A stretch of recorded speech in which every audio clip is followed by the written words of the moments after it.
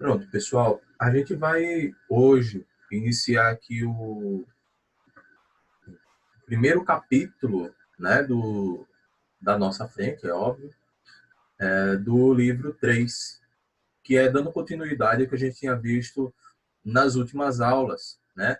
A gente estava falando sobre o reino Animalia. Então, se você bem prestou atenção, o que a gente está vendo, na verdade, nesse ano todo, à nossa frente, é o que a gente chama de sistemática, tá? Ou seja, é o que alguns professores, alguns livros chamam de reinos. A gente está estudando os reinos, né? Então a gente começou ali estudando vírus, né? Que não pertence a reino nenhum. Depois a gente estudou moneras, né? Bactéria, arqueobactéria, cianobactéria. Depois a gente passou para protoctistas, né? Com algas e protozoários. Depois reino fungi, com os fungos. E recentemente a gente começou aí o reino animalia. O reino animalia, ele vai pegar aí até o final do ano, tá? Ele é um reino que o livro, o material, ele como é que eu posso dizer, ele separa, ele determina, né? Um espaço bem grande, bem generoso. Aí você vai dizer assim, mas e o reino plant? O reino plant, a gente viu no ano passado, lá no primeiro ano, a gente falou lá sobre plantas, a gente passou 2 bimestres inteiro, né? Inteiros mesmo, vendo aí o reino plant. A gente viu toda a parte de organologia vegetal, histologia vegetal, classificação, características gerais, fisiologia vegetal. A gente fez um apanhado geral de plantas em 2 bimestres, terceiro e quarto bimestre, que foi logo quando eu cheguei com a turma, né? E aqui, quando você pega o reino animalia, ele tem esse interesse também em falar bem minuciosamente sobre o reino, né?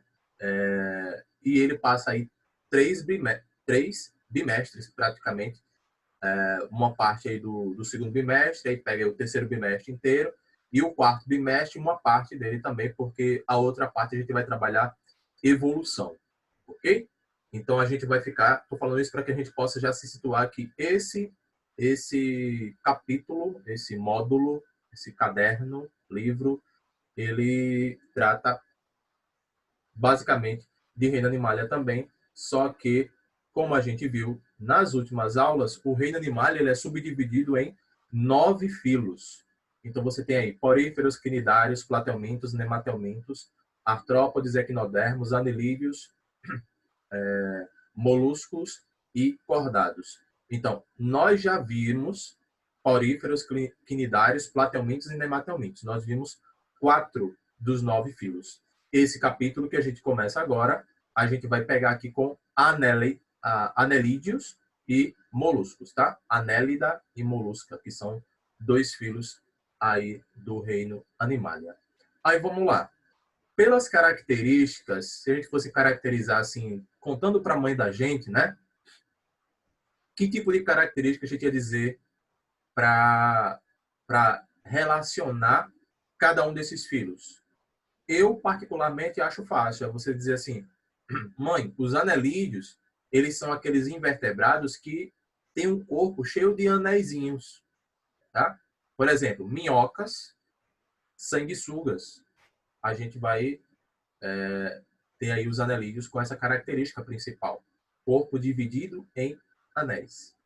E os moluscos, o próprio nome já leva a gente a entender que são animais de corpo o quê? Mole. Animais de corpo mole. Que são invertebrados também. Tá? Apesar de que eles possuem estrutura óssea. Tá? Alguns deles, né? Possuem estrutura óssea. Por exemplo, polvo, a lula, eles têm uma estrutura chamada de rádula, que serve para raspar o, o fundo do, do mar, né? Regiões como os corais, eles conseguem raspar essas regiões mais duras, e essa estrutura é a estrutura óssea, mas eles não são vertebrados. Por quê? Para ser vertebrado, precisa ter coluna vertebral. Não é simplesmente possuir estrutura óssea. Você pega até outros exemplos de moluscos, como é o caso dos caracóis, caramujos, né? Eles possuem aquela estrutura calcária, né? Que é a concha, Também a gente tem as ostras, mexilhões, que possuem aquela estrutura calcária, mas aquela estrutura calcária não se caracteriza, não caracteriza o grupo desses indivíduos como sendo um grupo de vertebrados. Para ser vertebrado, precisa possuir coluna vertebral, tá? Que é o nosso caso.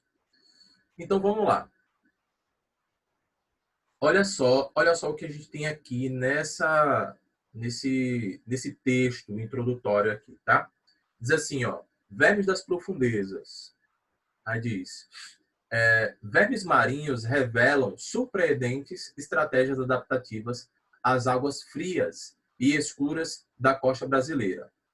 Trabalha-se com entusiasmo no laboratório do biólogo Paulo Sumida, no Instituto Oceanográfico da Universidade de São Paulo. Um dos organismos já examinados que exemplifica as peculiaridades da vida no fundo do mar é um verme marinho, que é um poliqueto. O que significa poliqueto? Vai ver. Comedor de ossos do gênero Ocedax. As fêmeas têm um harém de machos anões, às vezes mais de 100 machos, uma fêmea só, grudados em seu corpo. As fêmeas se impõem desde cedo sobre o destino dos machos. Ao sair do ovo, a larva poderá crescer e formar outra fêmea se aderir a um osso. Se encontrar à frente o corpo da fêmea, porém, não crescerá e será apenas um macho anão, como resultado provável da ação de substâncias químicas liberadas pelo contato com o corpo da fêmea. É uma adaptação evolutiva bastante interessante. Comenta Sumida. Se machos e fêmeas fossem do mesmo tamanho, ele diz, a competição por alimento e a dificuldade de encontrar um parceiro sexual seriam enormes. A situação atual, provavelmente a única que sobreviveu ao longo de milhões de anos, permite que a fêmea possa produzir milhares de ovos e, ao mesmo tempo, evitar a competição por alimento dos pequeninos machos. Os óvulos são maiores e não poderiam ser produzidos por fêmeas pequenas, enquanto o espermatozoide pode ser produzido em grande número por animais pequenos, é o que a gente observa até na espécie humana, né? Muitos gametas masculinos, enquanto só tem um gameta feminino. Sumida pôde estudar esse verme, uma espécie ainda não descrita de poliqueta, e a primeira do Atlântico, porque ele e os colegas do Japão, de São Paulo, Santa Catarina, Rio Grande do Sul, Rio de Janeiro e Espírito Santo, quando passaram com um submarino na chamada dorsal de São Paulo, a cerca de 700 quilômetros do litoral de São Paulo, tiveram a sorte de encontrar os ossos da cauda de uma baleia, depois identificada como uma mink antártica, com cerca de 8 metros de comprimento e morta no assoalho marinho, provavelmente entre 5 e 10 anos. Coletaram 9 vértebras, já degradadas, tomadas por esses poliquetas. Já encontramos 3 morfotipos, variações morfológicas diferentes de Ocedax, mas todos geneticamente idênticos, ou seja, eram da mesma espécie. Associados aos ossos, encontramos 25 espécies de organismos marinhos e vários outros dentro dos ossos, principalmente poliquetas, todos provavelmente ainda não descritos. Olha só, a gente tem aqui um contexto de descoberta de uma espécie de poliqueto. Poliqueto é um tipo de anelídeo, a gente vai ver o que significa poli e queto, o que significam esses termos, tá? Mas já adianto que é um tipo de anelídeo, ou seja, é um animal que possui o corpo coberto por anéis, com essa característica de se alimentar de matéria orgânica animal, se alimenta de matéria morta, né? Tem lá uma baleia de 9, 10 metros e esses animais lá em regiões oceânicas, ele consegue se alimentar dessa matéria orgânica. Então tem aqui, ó, com base no texto e em seus conhecimentos, responda. Primeiro, estima-se que existam cerca de 1,5 milhão de espécies descritas. No entanto, o número estimado de espécies existentes chega a mais de 8 milhões. Olha só. Porque, mesmo com tantos recursos tecnológicos, existem diversas espécies ainda não descritas. Ó, aqui a gente tem um contexto interessante aqui. Está dizendo que nós temos aí aproximadamente 1,5 milhão de espécies descritas no planeta. 1,5 milhão. 1,5 milhão, né? Só que desses organismos, nós temos aí um percentual, esses organismos representam um percentual ainda baixo com o todo. Por quê? Um pouquinho mais de 25%, uns 30%, né, do todo. Por que isso? Beleza, eu vou copiar as respostas. Por que isso? Porque nós temos alguns empecilhos que impedem que a gente tenha um número maior de espécies já descritas. Aí vamos colocar aqui alguns pontos. Primeiro, o número de pesquisadores ele ainda é pequeno para o trabalho que a gente tem ainda. Então, você pega para cada grupo de seres vivos, você pega para cada reino, vamos pegar assim, animais, nós temos muita deficiência ainda, por exemplo, em insetos. A gente poderia ter um número maior de espécies descritas de insetos, mas a gente não tem porque a gente tem poucos pesquisadores na área.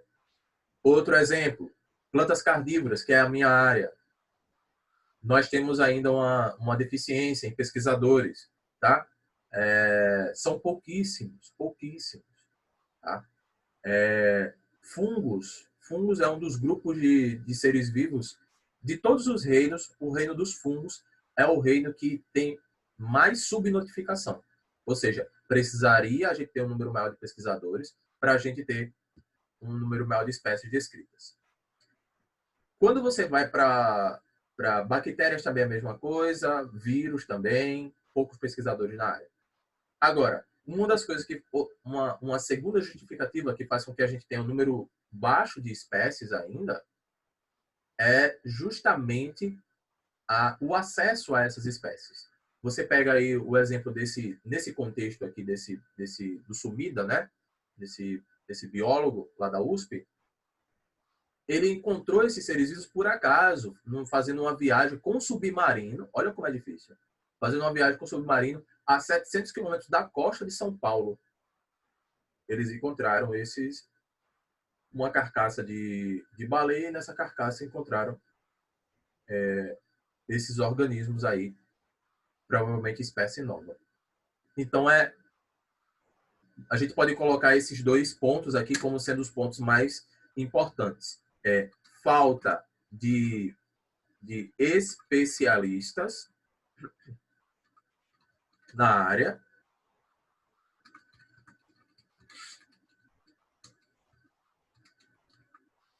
E a gente pode colocar aqui como segundo ponto,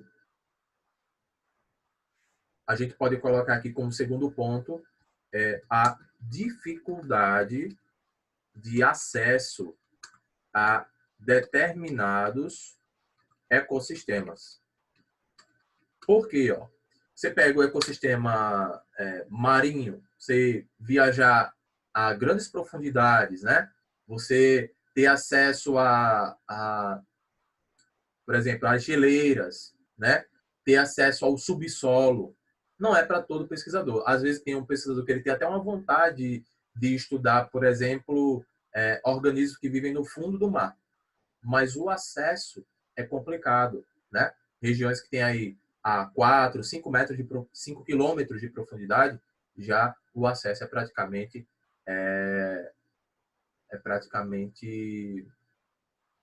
impossível, né? Para uma pessoa mesmo. Você vai ter robôs que ainda conseguem chegar a determinadas profundidades, mas o pesquisador, o ser humano, chegar lá é praticamente impossível. Ok? Vamos para a segunda questão. Diz assim, qual a importância dos poliquetas marinhos do gênero Ocedax e de outros poliquetas encontrados nas profundezas? Deixa eu trazer aqui uma informação sobre o que é poliqueta, tá? O que são os poliquetos? A palavra poli vai significar o quê? Vai significar muitos. né? Poli significa muitos. Oligo significa poucos. E a significa nenhum. Está negando alguma coisa. Se tiver um a no começo da palavra aí, está negando. Oligo significa poucos. Poli, muitos. E keto ou keta significa cerdas, espinhos. Ok? Alguma coisa desse contexto. Cerdas, espinhos, estruturas pontudas, alguma coisa assim. Tá? Então, quando eu falo poliquetos, é porque tem muitas cerdas, o corpo cheio de cerdas, de espinhos. Tá? Poliqueto. Se eu disser um indivíduo é do grupo dos aquetos, é porque não tem espinho nenhum. Todo lisinho. E se tiver um indivíduo do grupo dos oligoquetos, é porque tem alguns espinhos. Tá? Então, toda vez que está falando assim, qual a importância dos poliquetas marinhos do gênero Osedax e tal? Poliqueta é porque ele tem um corpo coberto de cerdas, de espinhos, de estruturas pontudas. Ok? O contexto aqui é esse. Então, ó, estima-se que, aliás, a 2. Qual a importância dos poliquetas marinhos do gênero Osedax e de outros poliquetas encontrados nas profundidades? Ó, o que foi que ele fez aqui dentro desse ecossistema onde ele se encontrava? Ele estava se alimentando da carcaça de uma baleia. Então, o que ele faz? Ele participa do que a gente chama de reciclagem de matéria orgânica. Então, a gente pode colocar esses poliquetas, ou poliquetos, é a mesma coisa, realizam a reciclagem de matéria orgânica marinha.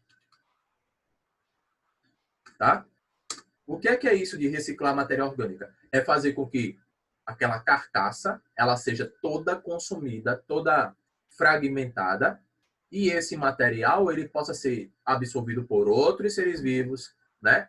E assim que vai passando o tempo, aquela baleia inteira ela é consumida e passa a servir como nutriente para outros seres vivos, tá? Isso é uma reciclagem do ambiente marinho. Se você for para o ambiente terrestre, quem é que faz isso? Os fungos.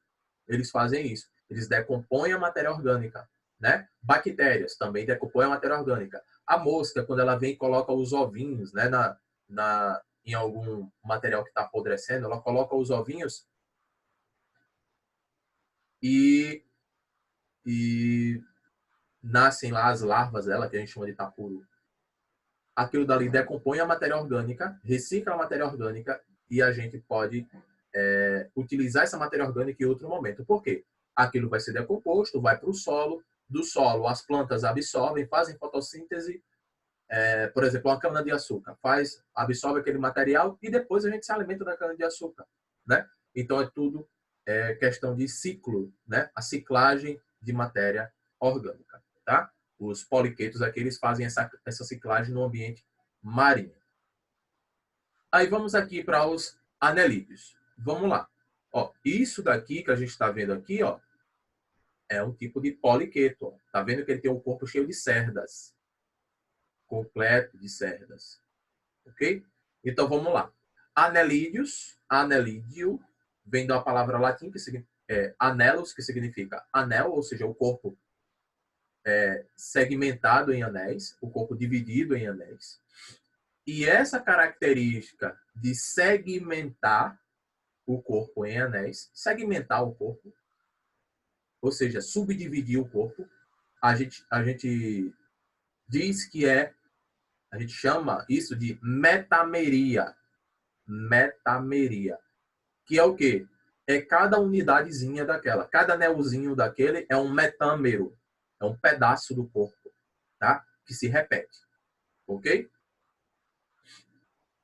Então, essa característica ela não é só externa, não é só de aparência. O corpo por dentro também ele vai ser segmentado, tá? Isso tem influências, tem significados, né? A nível evolutivo também.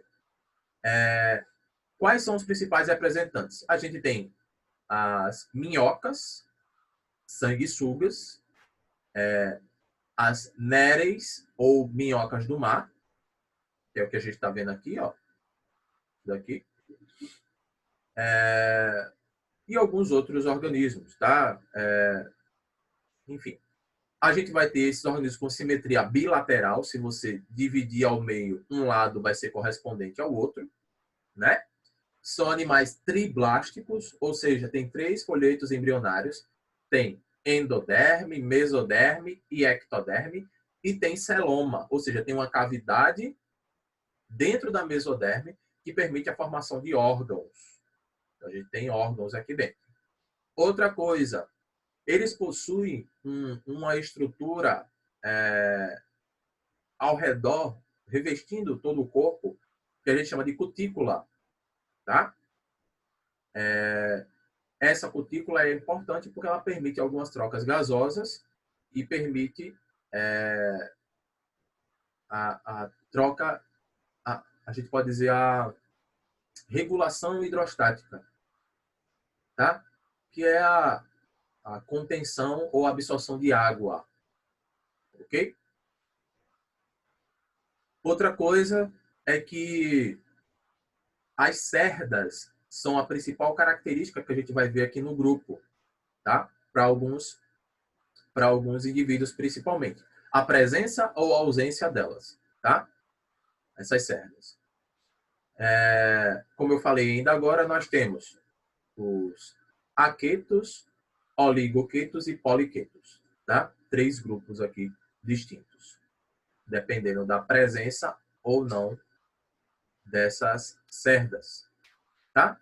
Como vocês estão vendo aqui, ó, a cutícula é essa região mais externa, essa membrana protetiva do grupo.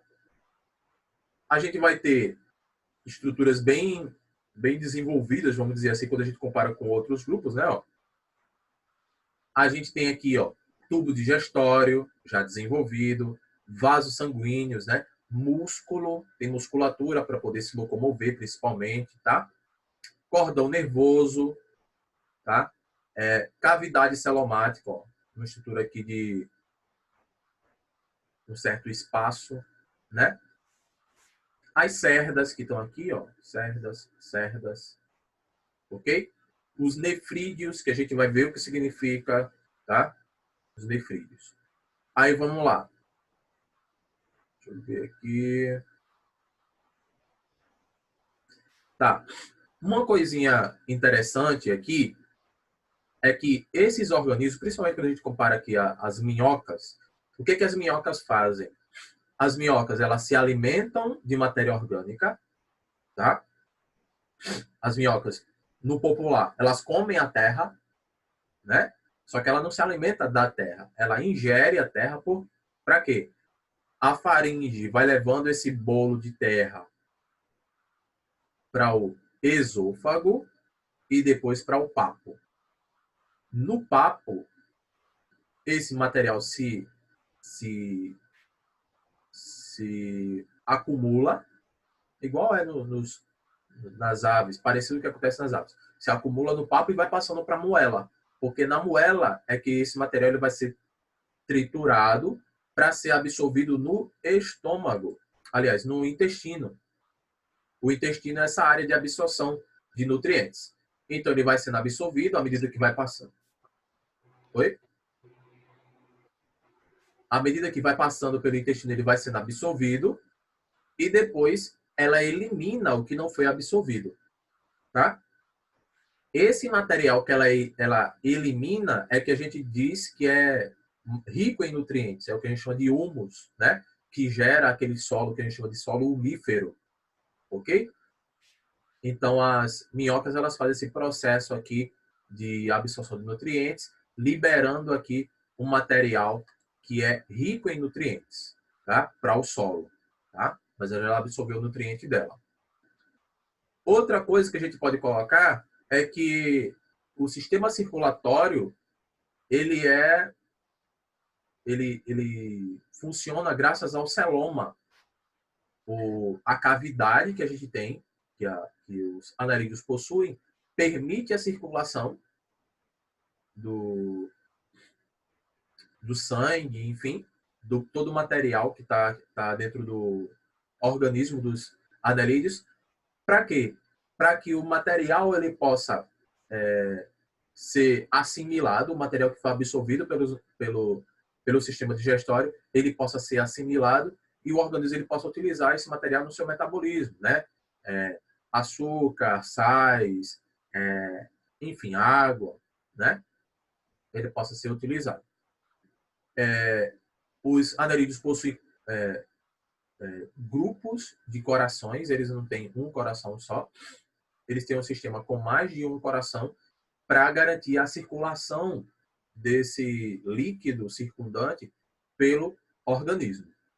Outra coisa que a gente vai poder colocar aqui é que esse material que a gente tem aqui, chamado de sistema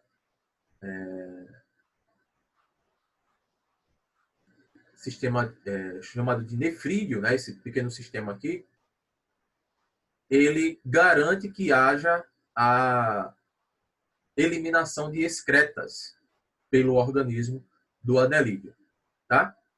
Esse nome néfron, ele significa pequeno vaso ou rim, tá?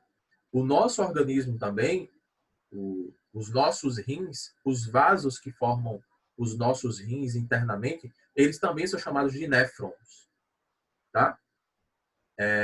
Quando a gente vai ao médico, tá com algum problema, com algum cálculo renal, a gente vai ao nefrologista, tá? Rinologista que trata de nariz, né? Vias aéreas. O que trata dos rins é o nefrologista, justamente pela origem da palavra aqui. Nefron significa rim, ou eu poderia colocar aqui que significa também pequenos vasos, pequenos tubos. Ok? Então, quando a gente fala de nefrídeos, aqui dentro dos anelídeos, a gente está falando de um sistema que vai garantir a circulação e principalmente a excreção do material circundante aqui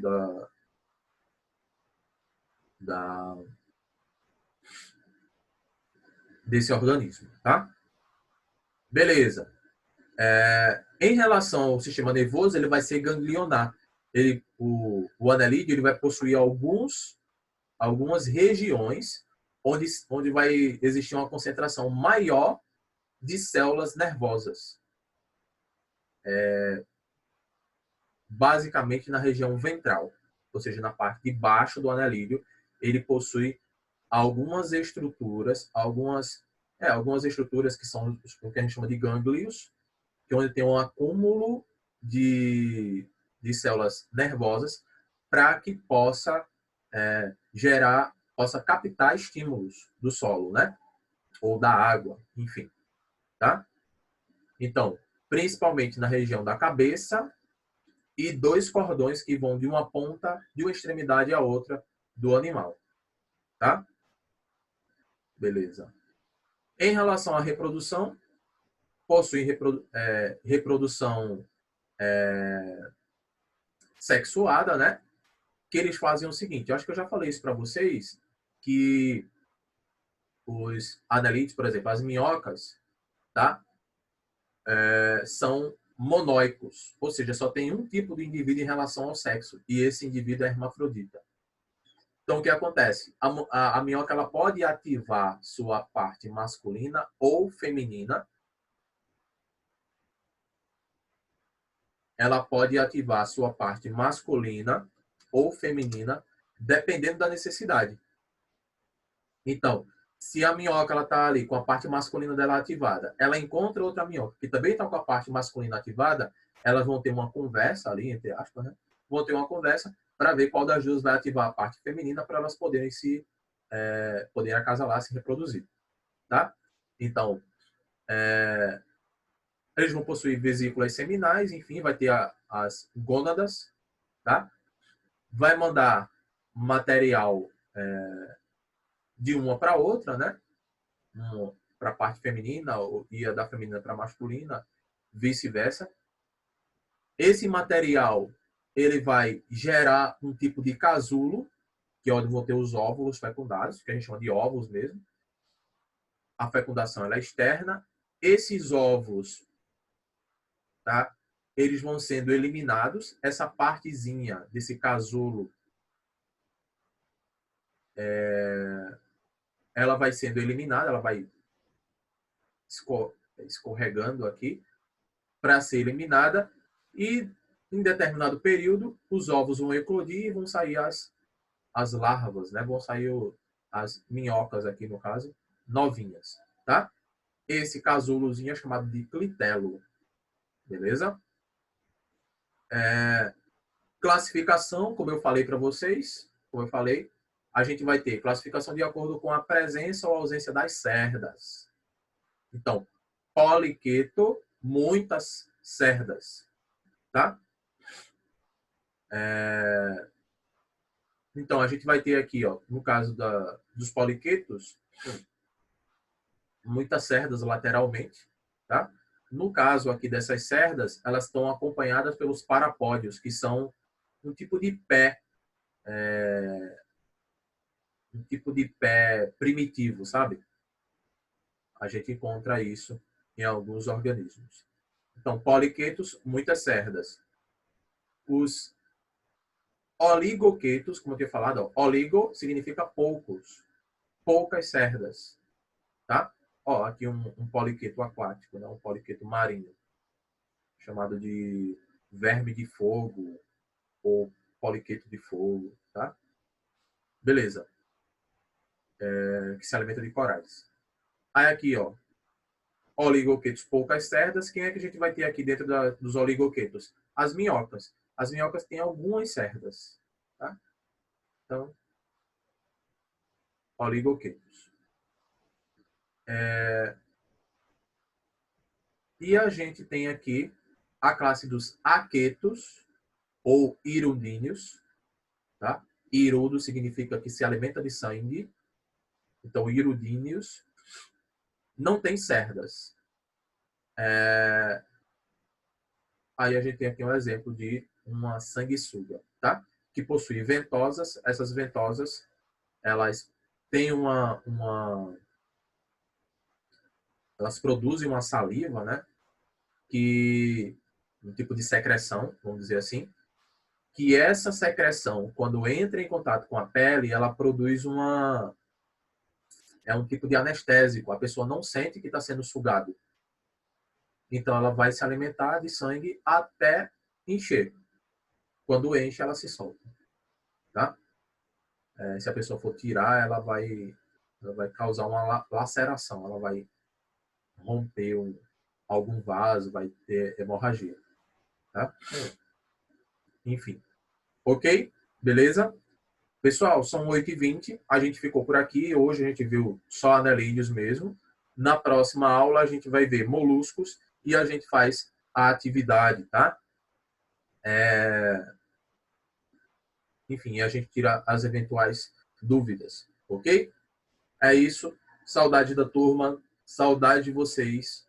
Um abração a todos, tá? E a gente se vê na próxima semana, na próxima aula, ok? Um abração, até mais. Tchau, tchau.